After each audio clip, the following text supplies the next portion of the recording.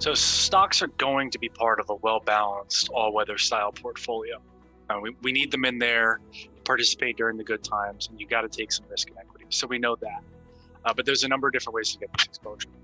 So are we going out and buying 5,000 individual companies, doing the position sizing, rebalancing on a daily basis? The other option is ETFs, but that comes with the acquired fund fees. So how did you think about all this when you were putting together the strategy? Well, let me talk about that for a minute. So I could have gotten around that and shown no acquired fund fees if I just used futures for equity exposure, which would have been super easy on me, right? Because I'm already trading futures, we're already set up. We've got the custody and brokerage relationships and the accounting all set up for those same futures contracts. So why didn't I do that? Well, because I'm an investor in the fund and I want my equity returns to be tax efficient. So the problem with equity futures is they're mark to market at the end of every year, meaning they create a taxable event because you can't just buy and hold. They're not ETFs.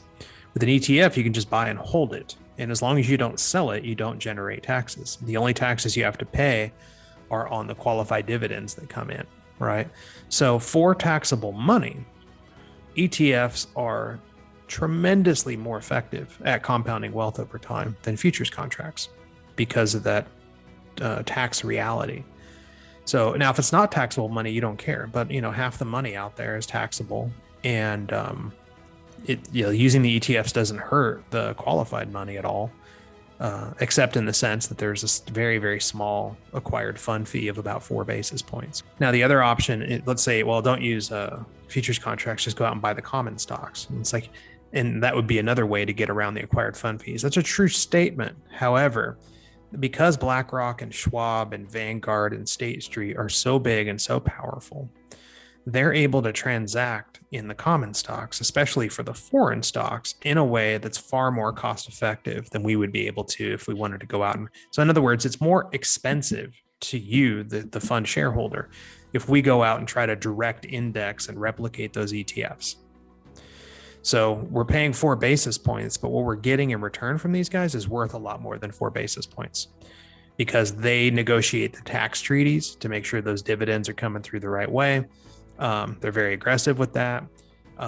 They have, the ability to do very large block trades, and they're probably negotiating very aggressively on commission rates, handling the slippage with algorithms and whatnot. And then the other thing to keep in mind is that they have the ability to lend the shares out, the common stocks they own, and collect short interest credit. And then most of those guys rebate all or 80+% of that short interest credit back to the shareholders of the fund, which is why when you look at the performance of some of these ETFs, even though they're charging a management fee, they outperform their benchmarks. The only way that's possible is if the benchmarks are calculated incorrectly, which is not the case, or they're lending out the shares and collecting short interest from short sellers and crediting that to the fund.